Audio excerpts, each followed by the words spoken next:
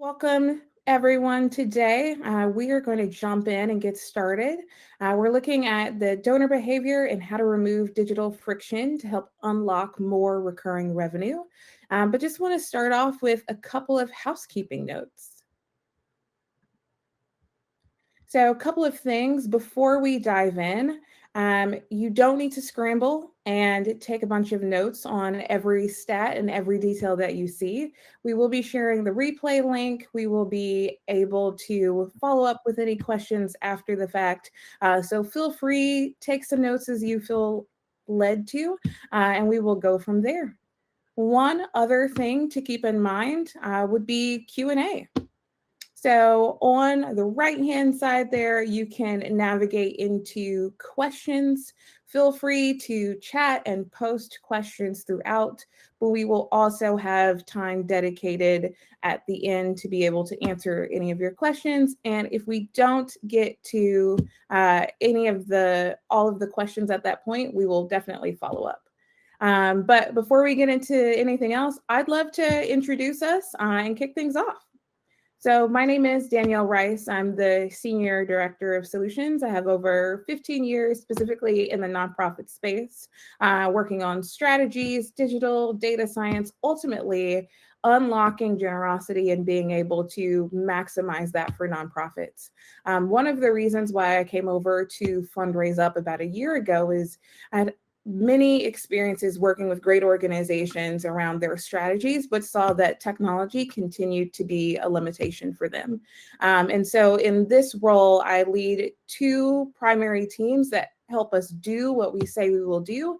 And so we hear your constraints, we hear your pain points, and we're able to leverage the technology to improve them and really be able to move things forward.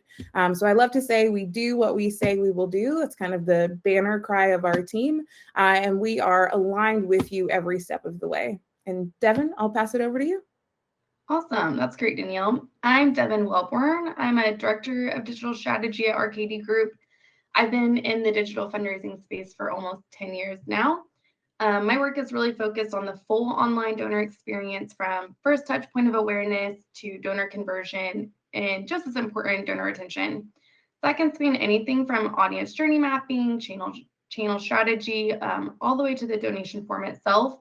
I love working with solution experts like Danielle who can provide that insight. And between the two of us, we're kind of covering both sides of the equation today, strategy and technology. Okay, so here's a truth that makes fundraisers a little bit uncomfortable. We spend a lot of money on resources to get donors to the form. We send our direct mail appeals, our email campaigns, we do paid digital, we do social media, peer-to-peer, all of it designed to generate intent of donation. But often what we see is when we hand that donor off to a donation form, it was built years ago, it was never A/B tested, and it's certainly not optimized for monthly giving. So maybe the message was compelling, maybe the campaign was well timed, the donor was ready, and then the form kind of drops the ball. And this is even more important for monthly donor campaigns because of the long-term revenue impact it can have on retention and really just overall revenue as a whole. As she just said, it's kind of a paradox between the two. And you have to think about what is the ultimate thing driving them to be able to make a donation. So I have a question for you, and we'll put this out in a poll, and you'll see the question on the next slide here to kind of understand what is the primary question that changes everything.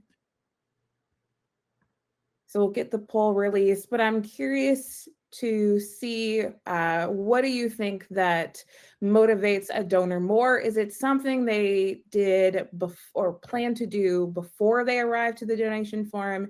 Is it something that converts them after the fact? Feel free to go ahead and submit your vote. We'll see what we've got here. As the votes are rolling in, I'm going to kind of spoil it for you a little bit because I hear this talked about in a lot of different ways. Ultimately, when I think about the type of person I am, I'm probably not going to call myself a monthly donor. That's not part of my identity. However, I do give monthly to multiple organizations, and it's something that I would do because that organization has motivated me. It's shown me where the impact is going. I may describe myself as a dog mom, as a techie, as a foodie, but people don't typically see themselves like as a monthly donor, that no matter what organization it is, no matter what the ask is, they're going to give monthly. Some may prefer it, especially for a variety of different reasons that we'll get to a little bit later on in the presentation. But people want to feel like we're moving from a transaction to a partnership, and you have to consider the perspective of the donor. And so, spoiler alert, the answer is something on the page typically converts them to that monthly gift. They may have been primed and motivated, say, from an email strategy, from an ad, from the story that was communicated before. But ultimately, when they decide to choose how much they're going to give, you have to do the work on form to be able to maximize that experience, giving them a reason why, because it's not just preference, it's the donor experience, it's the framing that you're leveraging, it's the friction that they see or don't see on the form, and it's what the page itself emphasizes in that moment. That is what's creating a long-term impact on how the donor perceives your organization. But don't take my word for it. Devin, do you want to jump into the data? Yeah, so why is this important? Aside from the benefit of predictable income for monthly donors, we know that the average monthly donor gives for 8 years. Compare that to 1.68 years for a one-time donor. That's a 376% longer donor retention. $25 is the most popular monthly gift amount, but if we were to look at a $25 monthly gift amount, a monthly donor would give $288 a year. With one-time donors averaging about $115, you're generally looking at $173 more per year per donor from someone who is also dramatically easier to retain, again, for on average 8 years. So the lifetime value of these monthly donors is truly invaluable. I do want to bust a few myths with you guys for a second. So myth one, I hear people say our sustainer program is too small to prioritize. Even a small sustainer file generates outsized lifetime value, so just start now. Myth two, we need to focus on acquisition before sustainers. Well, monthly donors cost less to retain and they give more over time. So they free up your budget you'd otherwise spend on constant reacquisition. So I want to reframe this a little bit to say monthly donors are your acquisition strategy. And then lastly, monthly donors are just small givers. Well, not only do they upgrade often, but they also additionally choose to give additional gifts outside of their monthly gift on a regular basis. So I don't know, I just learned this that actually 20% of your one-time gift revenue to your program is coming from people who are already monthly donors. One of the philosophies we have at RKD is this audience first approach. So stop thinking like a fundraiser and start thinking like your donor. Most fundraising programs are built around organizational convenience. We often plan by channel. What's the email calendar? What's the direct mail drop? What are we doing in a paid campaign? Or we might plan by message. So what's our case for support this quarter? We may even plan by ask. What's the gift array? And all of those things matter. But an audience first approach flips that entirely and kind of starts with the donor. Who is this person? What do they care about? And how do they want to give? What motivates them to act? So I just want to draw this distinction. A generalized campaign asks, how do we reach the most people? But our audience first approach asks, what does this person need to hear at this moment in order to take the next step in their journey with us? And when we flip that, we see a difference between a program built around channels versus people. And so this personalization idea is not a nice to have feature anymore. It's truly the mechanism by which donors feel seen. And when they feel seen, they stay and they become your most valuable long-term asset. So one of the audiences that we might look at is from a demographic standpoint, specifically age and generations. I always find it super fascinating that motivations are different based on generation. So for example, millennials and Gen Z or subscription native givers, we pay for Netflix, we pay for Spotify, we pay for Amazon Prime. Recurring payments are just the norm. They're easy. We like to set it and forget it. Often our motivation is for giving is identity driven. We really care that our gift is doing something specific.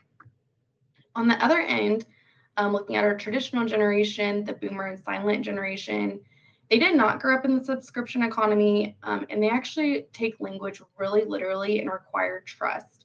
They want to know what they're signing up for. My grandma would be asking, when is this going to be charged? How much are you charging? What if I want to stop my gift? They care from a deep sense of loyalty and responsibility, and their motivation is often legacy and impact. So it's really important that we think about these audiences when we're approaching both the audience first approach and our donation form. Another way that we can look at audiences is by donor behavior signals. So we talked about age. That tells us generally how someone is thinking about giving based on demographic. But behavior signals are telling us exactly where the donor is in their relationship with your organization and what they're actually ready for right now.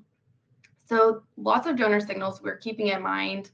We're often thinking about unique experiences for people based on different things. So maybe they've never given to your organization before. Maybe they've just given their first gift. Maybe they've given for multiple years in a row. Maybe they're a lapsed donor, a major donor, and of course, we're also thinking about monthly donors. Gift size, campaign, and channel are other indicators of donor behavior. And once we consider all of these signals, the form becomes more than just a checkout page, right? When it's built right, it's the most personalized touch point in your entire donor journey. Thanks, Devin. And those are some really key points, which there's a lot to consider when it comes to your audience. And so what we like to do is break it into a little bit more of a framework. I always think it's just easy to think about it that way because we know user behavior changes, technology changes. So when we can have a framework, it's something we can always come back to and kind of refine some of those decisions based on what we're seeing. And so if you think like a product manager, right, you're able to think about it in 3 layers: a functional job, an emotional job, and a social job. Functional meaning, what do we actually want to happen here? And what we want to happen is, and what the donor wants to happen is they want to give quickly before year end. That may be a good example of one. An emotional job, how are we making them feel during the experience?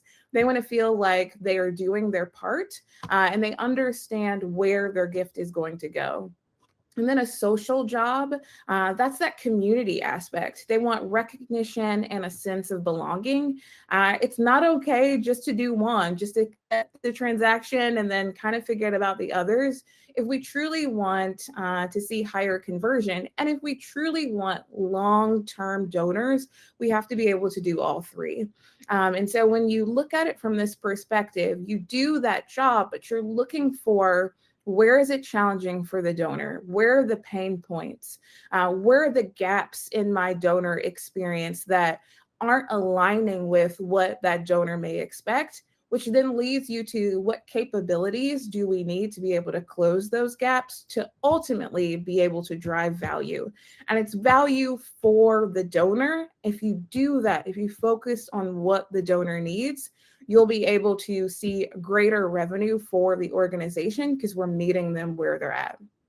Another thing to consider as we look to the next would be you kind of don't ask, you don't get. And I know that one of the things that I hear a lot is, when do I do this monthly gift campaign? Is it a summer campaign? Is it always on? Is it just for a specific audience? And it's one of those things you have to continue to make relevant for that donor, and that's going to look a little different for every file. When monthly isn't visible, if it's not framed clearly, if it's not positioned in a confident way that they know where the impact is going to go, of course, participation drops, enrollment will drop, we won't see it. Being able to have recurring growth means we have to have intentional design, which leads us to clarity. Clarity is not an optional thing. It both protects you as the organization so that you don't have people wanting, maybe their money back. They weren't sure, they didn't mean to make a donation, but it also protects the donor. It's not about just convincing them. It's so that we don't have bait and switch moments and there's just clear expectations all around.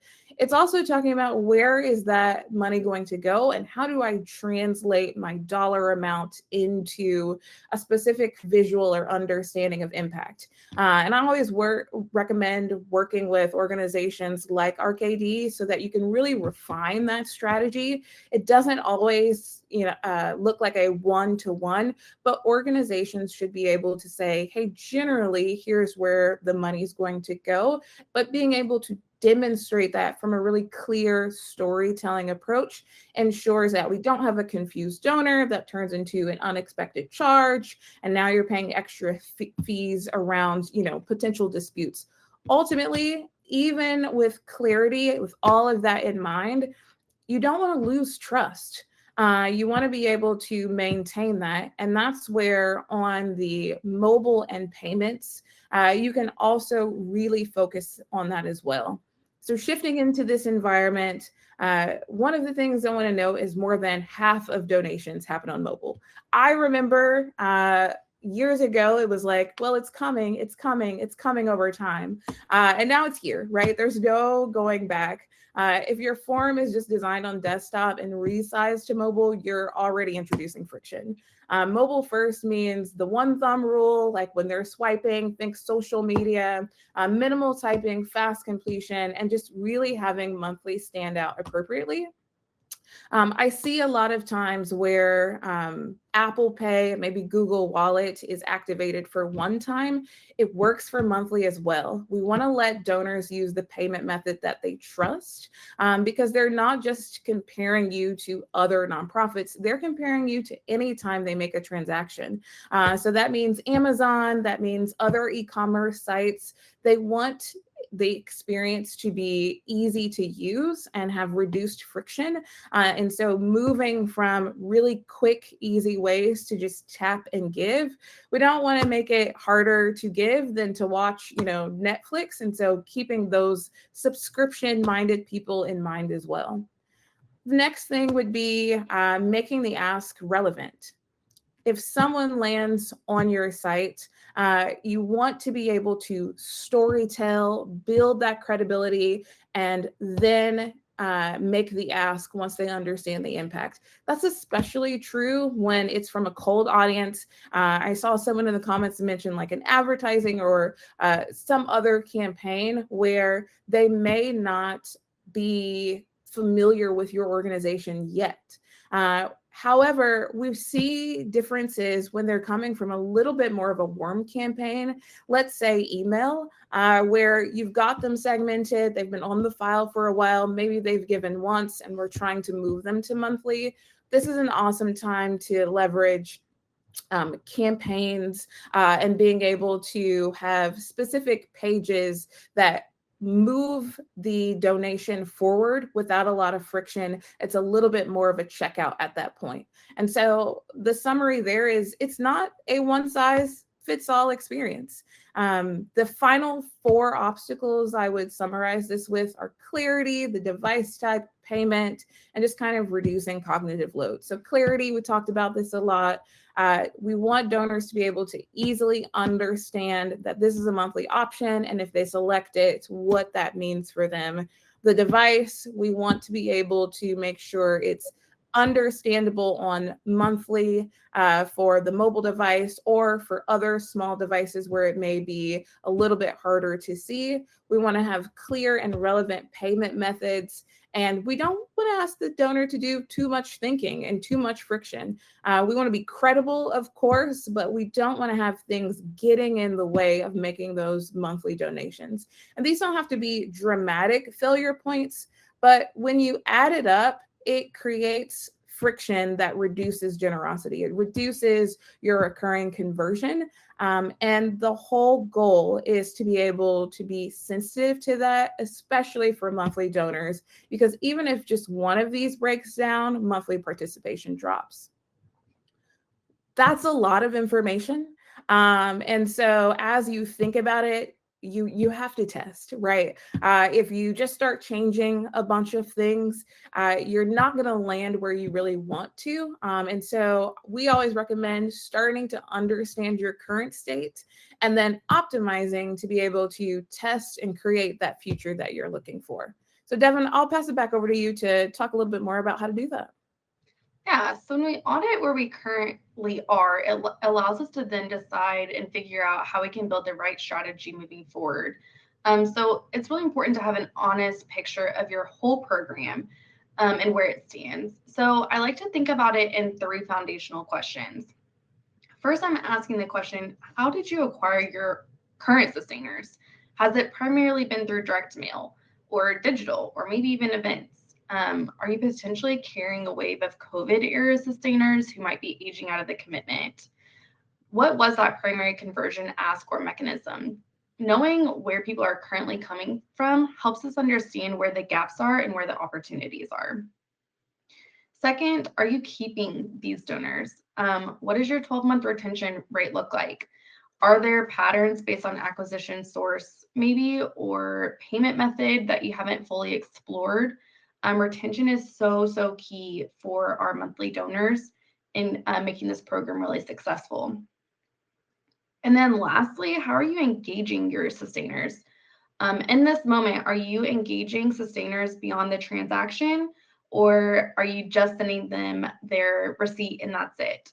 Are they hearing from you between charges? Are they receiving impact updates tied to their giving level? These things will help us understand where we might have opportunities, again, to fluff out our monthly program for both acquiring and retaining. So again, these are just 3 questions to ask yourself to help build upon what tests should we do next, and where are the opportunities to continue to build this program out.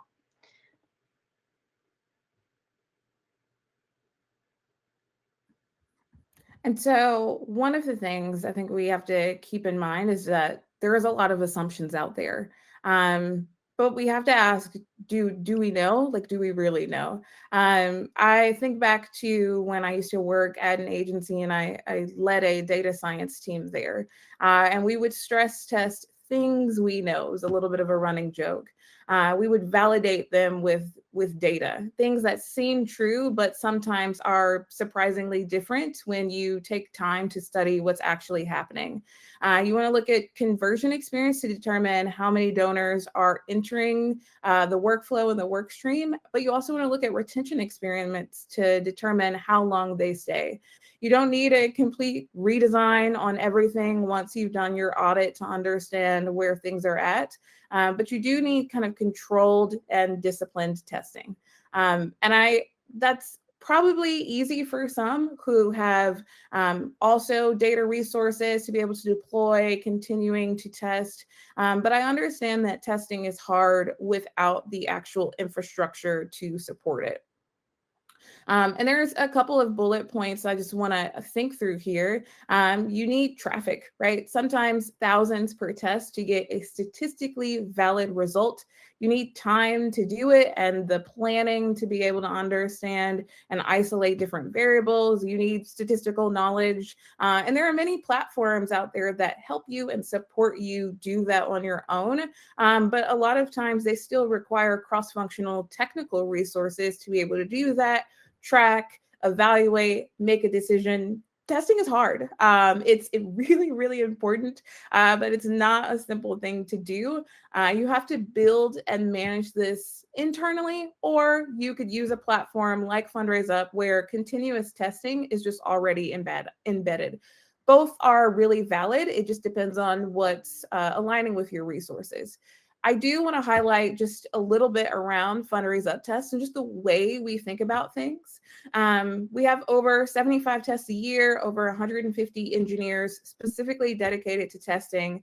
And I want to walk you through a list of them. The rest is available on our website to keep up to date with as you decide to continue to explore, but there are some key learnings here. So as we look at the next page, we are constantly testing what donors prefer. So I often hear, for example, about, is it better to have a upsell pop-up before or after? The answer is kind of both. When we tested this, we saw that different donors respond to different moments, and we want to be able to meet them where they are. We also tested monthly as default. So a lot of times monthly is something you may convert with a pop-up or an ask after the fact. But we have seen in our testing that donors will toggle if they want one time. The default does matter, but if you're having a monthly donor ask, if it's relevant for your campaign, being able to start by leveraging just different AI functionality to test what donors prefer. And that's going to look different for each segment and the strategy that ultimately you're trying to communicate. Couple of others, we test what options maximize revenue. And so that upsell logic we saw where it's not always ideal for a donor who's maybe giving over $223 to see the upsell. And that's a very specific point because it's going to look different from audience to audience. The understanding here is don't ask everyone, let's be smart. So we don't need to show that to everyone every time, even though it's working for a particular segment. We can skip some of those high dollar donors, and so that we don't annoy them and being able to have, again, relevant asks. The other thing I was mentioning this before is Apple Pay. Apple Pay is something that's being used in a lot of retail locations, a lot of online e-commerce locations. And we saw a significant increase with Apple Pay as a payment method because it's something that donors trust and user behavior changes over time. And so we want to be ready and, again, relevant to be able to participate in that as well. And then finally, we test what language to use. Monthly gift converts a little bit better than like recurring or sustainer. Now, that doesn't mean to go and change your entire program name, but the takeaway here is just clear, simple language is what wins. When we can become really relevant and really clear with our donors in terms of what we're asking and what they're going to expect, then we see higher conversion and we see higher trust overall.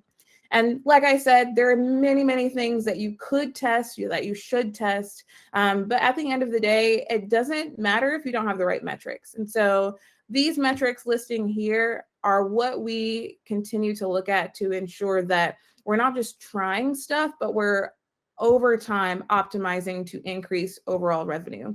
I love the philosopher Seneca who said, if you don't know what harbor you're making for, no wind is favorable. So if you're just kind of trying stuff and you don't know the direction that you're heading and you don't have reporting to go along with it, then you never really know if you're ending up in the right location, the right destination.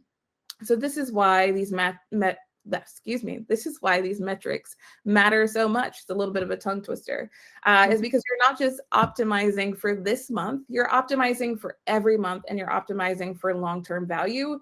retention is the ultimate goal. And this is where lifetime value really lives, and being able to create sustainable funding, a self-optimizing platform, one that's continually testing. It frees you up to go deeper into relationship with your donors, and being able to have more strategies that ultimately have more of that feedback loop. So Devin, I'll pass it back to you. Yeah, Danielle, I love that.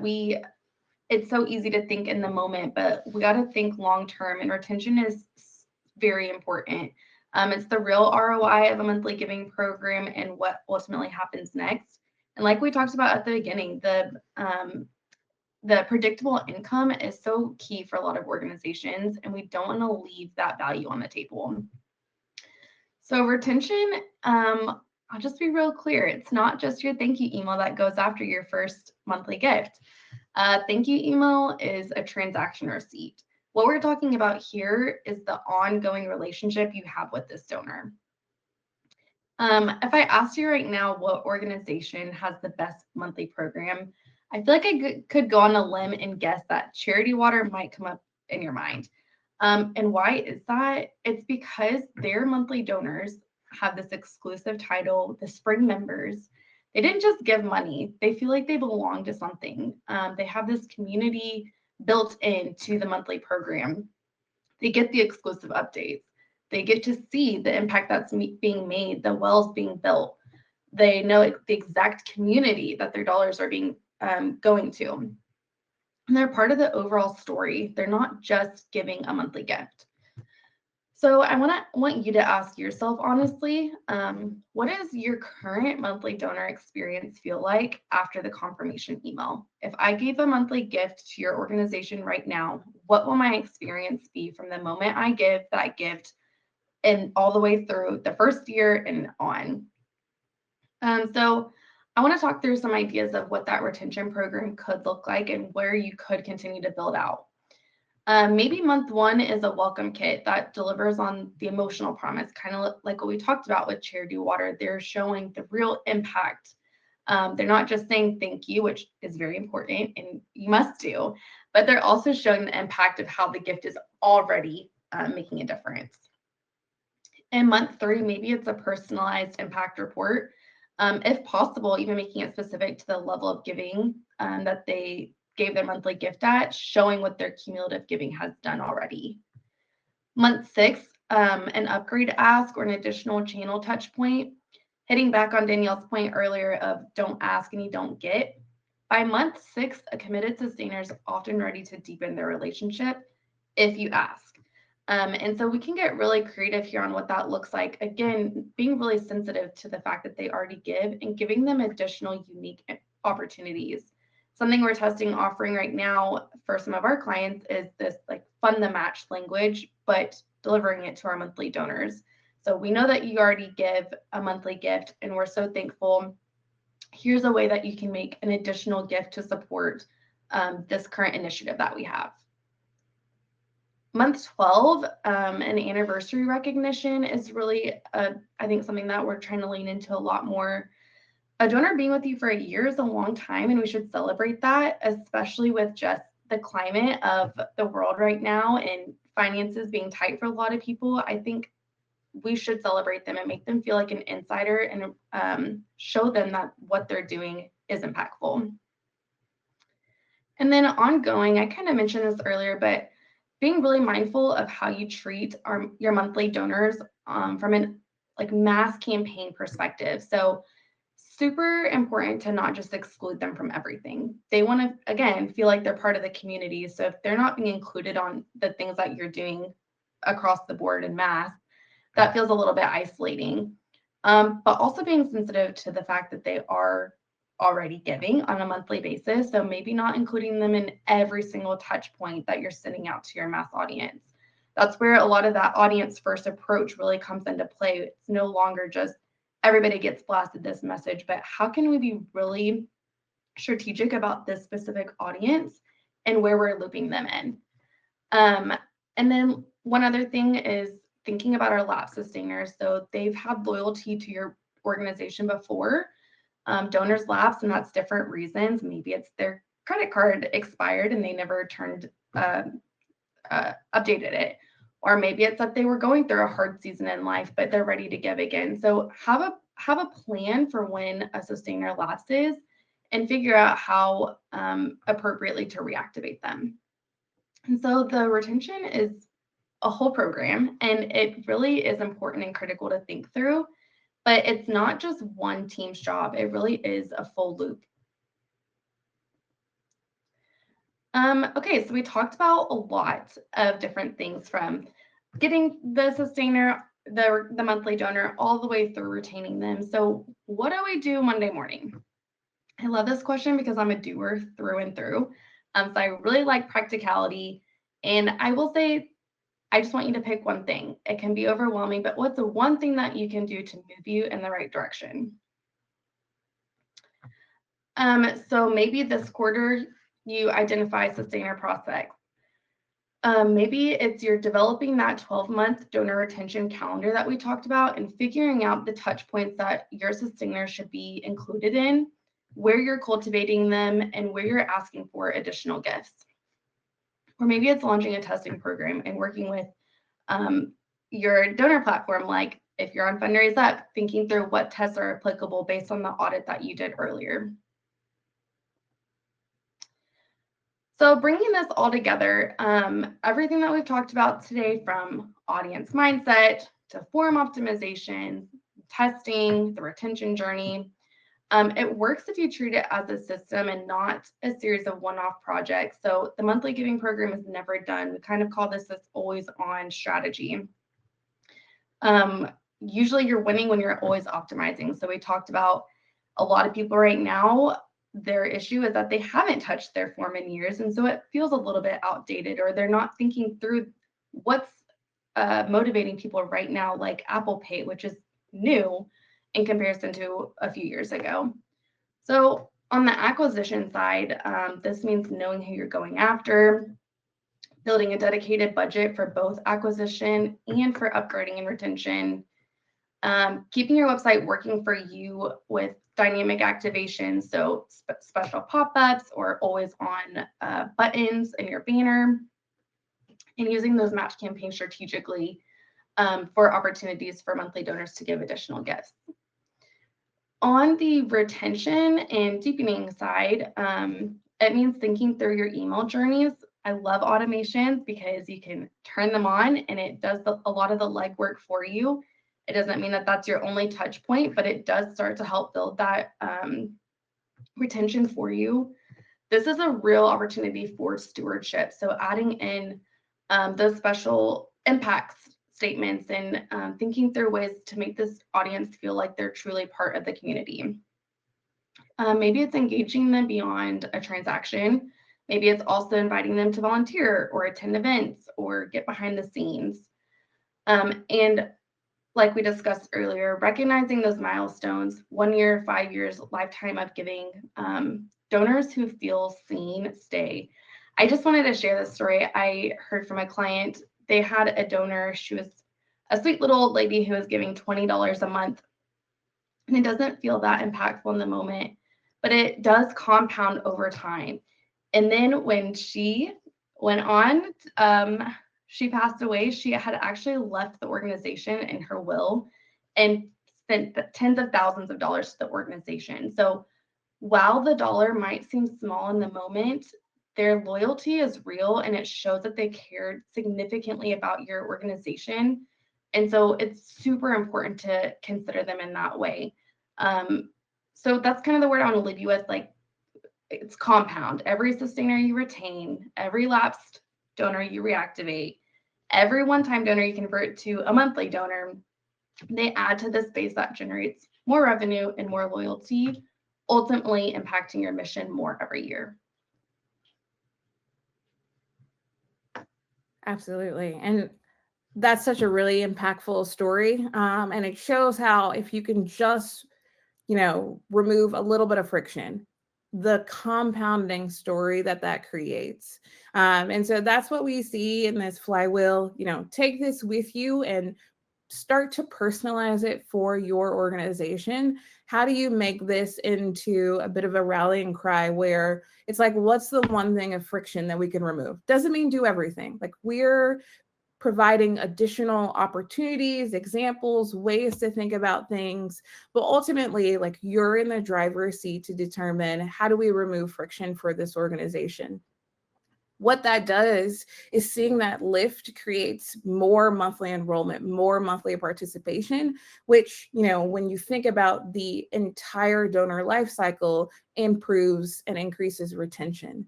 Then you can start to have more of an expectation around predictable revenue, reinvest that in growth. I think that's a really key part, is to understand, how do we double down on the areas that are working, cut what's not, and ultimately drive more traffic to the form, continue to reduce friction, and kind of start that cycle over again. When you can do this method, it becomes more than just one test or one strategy that we tried that time or one cool campaign idea that we had. It's about creating that momentum, and ultimately, that's what we're all trying to do. We do have a few resources to take with you. There's just a few opportunities for a donation form audit if you'd like, someone from my team or from RKD to jump in. We have those tests that I was mentioning. I saw a lot of questions in the chat around data points. And so the pulse of the donor is definitely where you want to go for that. It takes a look at the industry, but then how things are performing on Fundraise Up, to start to understand where some common strategies are to be able to maximize both in the US, but global views as well, and taking different slices of the data to be able to inform your strategies. And then Devin also has highlighted a few consultation opportunities with RKD Group, and then being able to capture any of the insights that they have. So, what questions do we have? Let's dig in, Devin. Awesome. Okay, I'm looking in the chat now, and a question for you, Danielle. What's the one thing you tell an organization that's been putting off their monthly giving program, and what's the actual cost of waiting? Oh man, that's huge. Specifically because if you have been putting it off, I'd ask why, right? Is it a resource question? Is it a clarity question? Is it a capacity question? Is it a technical reason? You have to kind of get more deep into the rationale of why, because that's the only reason you're going to fix it. And so sometimes you're in the position to make the change, but oftentimes a lot of leaders that I'm talking to are not the final decision makers on every one of those areas. And so figuring out what is the thing that's potentially blocking it from moving forward, but then also being able to demonstrate the impact of doing that or not doing that in terms of total revenue. So if you're looking at your average gift times potential number of donors, looking at it over the year is a really impactful view, but then also understanding what your retention rate is. If you increase that even just marginally, what dollars does that equate to? And then overall, what impact? So to summarize, like, get to the root of the problem and then put a number to the problem, because that will typically motivate, the right people to be able to fix it. What else do we have here? Let's see. For Devin, found one for you. For donation form optimization and reducing friction, how do you typically approach required fields? Something like, should address be required? How do you find the balance in minimizing the friction while also gathering data on your donors? Ooh, I've got some thoughts on that too. But Devin, Yeah, thoughts on? this might be a great question for you if you want to take it, and then I can add some color commentary. Sure, I'll do that. So when it comes to reducing fields, one of the things that we really like to focus on is, how do we maximize the transaction while being able to collect the appropriate information we need to process it, or to be able to kind of storytell and communicate the right information. A specific thing about Fundraise Up is questions is what they're called in the platform. You can ask those and collect more of that information about them. I would even go beyond address potentially. Data collection is a great opportunity. Priming them for the next ask is the next opportunity as well. Mapping some of their motivations. There's a lot of ways to collect this information on form if that's the primary way your organization is doing it. However, with the Fundraise Up platform, for example, the transaction has processed, but the donor still feels like they're moving forward in their donation process.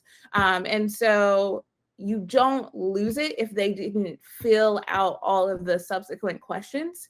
It actually allows them to move forward throughout that process. I think it's about a 95% completion rate.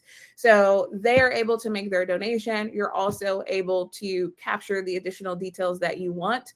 I know a lot of that information is great when it goes for like direct mail and being able to then send them a piece of mail if that's part of your follow-up strategy after.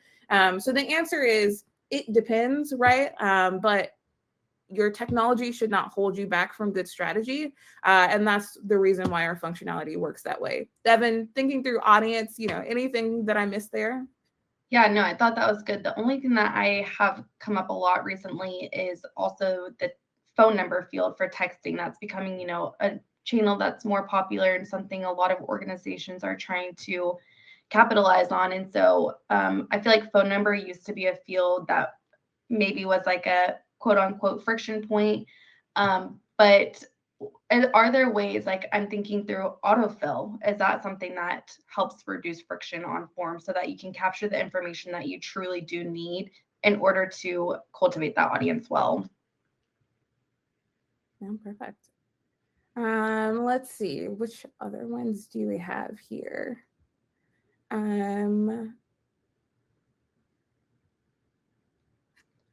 For those trying to grow monthly giving, not just from current data, not just from the current database, but outside, what do you recommend? What's your suggested welcome kit? Is 6 months the sweet spot for upgrades?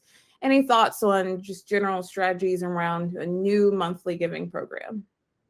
Yeah, so when we think about our current donor database, I think often what we do is we think that they're only going to respond in the way that they've responded before. And so that's why we were talking a lot about understanding your audience and those donor behavior signals and demographic donor behavior signals. Because, yeah, it could be that we're segmenting specific audiences to adjust messaging a bit.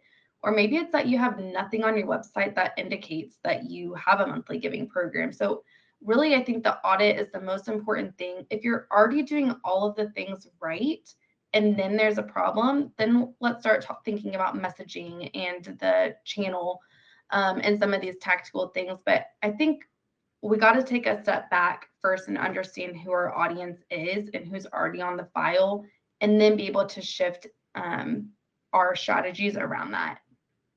I think it's a great point. And one thing I would add is the data, right? You've probably heard me talk about the metrics multiple times now. When you are starting out on a monthly giving kind of ask and overall sustainer program, sometimes it will look a bit worse before it looks better. You can introduce a level of newness to the file if you're trying to retain them that maybe looks different than how you were interacting before. And so that's why having those metrics, understanding the long-term impact and strategies are really important when it's like your first time building out a monthly donor program. So I would say keep the long view in mind, being able to have data confirmed over time, because you'll kind of get a bit of a false positive, if you will, initially as things are settling out when it's your kind of first time creating that monthly donor program. One of the questions is about demographics in relation to frequency. So weekly, biweekly, semi-annual. I know we've been coaching a lot that there's that could be a friction point. Too many options could be a friction point. And so we're often saying, like, look at how people are current. What's the ask? Like, what's what's the expectation that you're setting up front? And does it make sense to have those additional types of giving frequencies? Danielle, what's your experience with, are there different demographics that respond well to having something outside of monthly? It's a good question. You'll hear me say it depends. Once again, everything. I would say yes, but it's going to depend on the ask. If I have a reason to give monthly, then I will give monthly. Usually I can take the impact, we can start to divide it into 12, talk about how they are supporting X for a year. But if your program has a reason to give biweekly, daily, annually, whatever it is, the feature itself or the functionality itself to be able to make them or ask them to give in a specific way is almost less important than like why they're doing it. And so if you think about your program first and go back to relevance, go back to storytelling and credibility, then build out what you need from there, that's probably the best way to approach it, because I think it's going to vary greatly from organization to organization. Yeah, that's good. So this question says, and I'll have a follow-up question for you, Danielle, but do you recommend having the monthly donation option automatically toggled on the donation form? And I think we did talk about that a little bit in the sense of what's the ask if you in your communications. So I'm thinking email. If the email ask is one time and we're saying $25 a month can do this, or $25 can do this, what they get on the donation form should match that. So I think where you might find friction is if you're giving a one-time offer or messaging and then it's toggled on, people might not recognize that it's toggled on and then later ask for the donation to be removed. So you do have to be, I think, really intentional about what the message is, including on your website when maybe it is a little bit more generic. What's that language on the side talking? Is it saying like you can help all year long? Maybe that solicits a monthly pre-selection. But kind of a follow-up question, can you customize which dollar amount sees the upsell and which doesn't on a monthly donation upsell? This part I think is really important. And I think it's the value of AI in your platform. And so I won't be one of those people who uses AI as just like a buzzword AI for everything, but really what we're talking about is the machine learning, learning about how you have done things before, looking at things like your UTM tracking, but then also looking at who that donor is. So when Devin shows up to the form, it's the same approach we would want to give to like mid and major donors where we're making the right ask at the right time. Same thing here. AI and our donation form experiences allows us to get to that level of personalization and relevance to our donors so that we don't have to keep track of what segment we did, what toggle or what configuration form. We want to be able to give them a really personalized experience at scale. And that's what AI in the platform does. So to answer your question, you should turn on monthly for your campaigns when you are also able to leverage personalization at scale through AI to say, Devin may have received this ask, but Devin is going to more likely give either one time or monthly in this particular scenario. That allows them to be able to have a relevant ask for them and without you tracking each detail for that. But then also where you want to say, this is a very specific campaign separately from, we're not making a one-time ask, we've got separate creative, then you can choose to say, okay, yes, let's turn on monthly. For this segment, we're going to show this array, and this is how this is going to be tied to the impact in our overall storytelling and our approach. I love that you're able to do personalization at scale. I think that's becoming more and more critical with fundraising. Absolutely. So this question says, do you have data on mobile conversion rate from users going directly to a fundraise campaign page or modal versus an organization landing page? Hmm.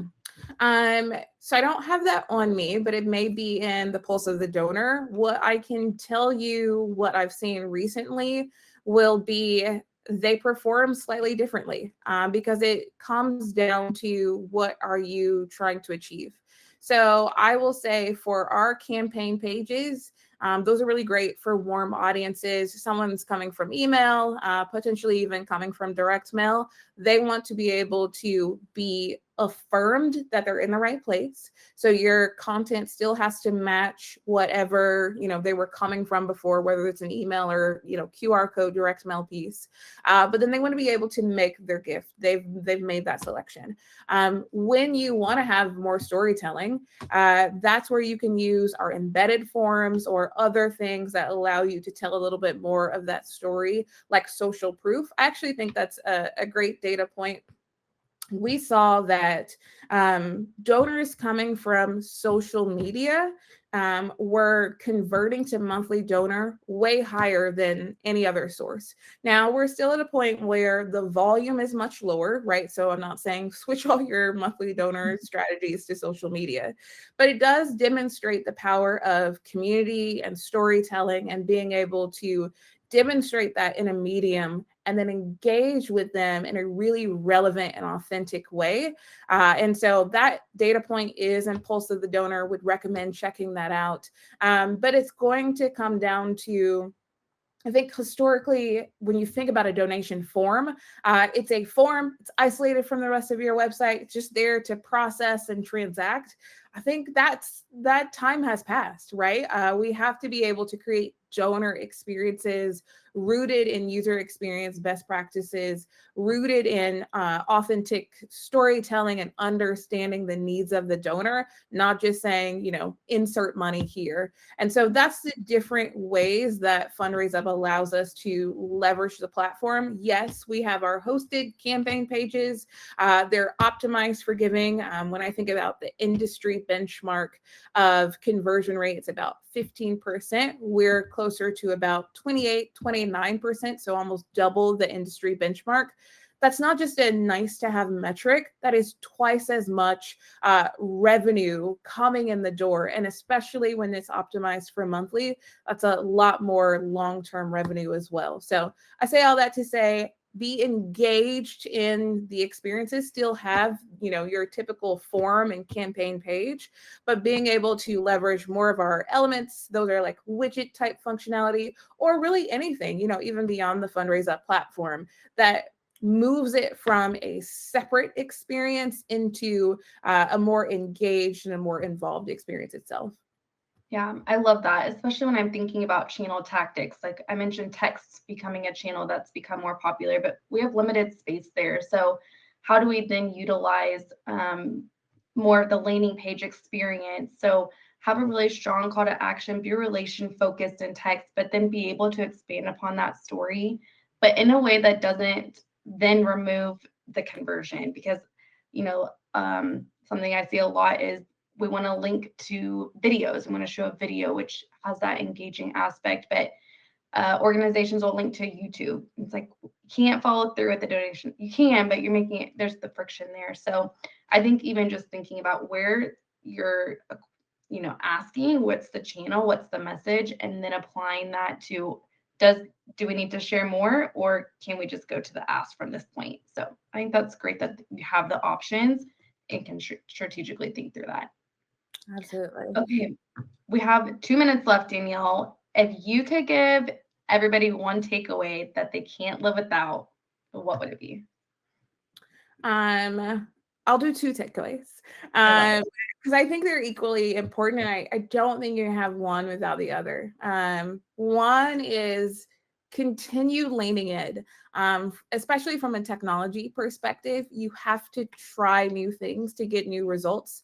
So that looks like testing, but that also looks like AI and being able to embrace what it's bringing to us. And, it's not putting AI everywhere for any reasons, but having a really specific and targeted focus and the expected impact that you want it to have or you expect it to have. The other thing is being able to have really hard leadership conversations, because that's the only way that you'll be able to not just maximize the technology, but have the right strategic conversations ultimately to make a bigger impact. What about you, Devin? What's one top thing that's top of mind for you? I think I always go back to this, even aside from monthly, but I just think it's so important to think about donors as people. I think people want to be known and seen, and I think that we've kind of said that all along. And so when we have that framework, when we approach all of fundraising, I think it helps so much with both acquisition and retention. And so just spend a couple of extra minutes thinking about who this person is and how would you feel valued, and can there be application to that in your fundraising ask? It's a great word. All right. Well, I know we didn't get to everyone's questions, but we will definitely follow up with some answers. Thank you for joining us this afternoon, and it's great to see you. Yeah, thanks so much for having me, Danielle, and I'm excited to share this with you guys. Have a good day.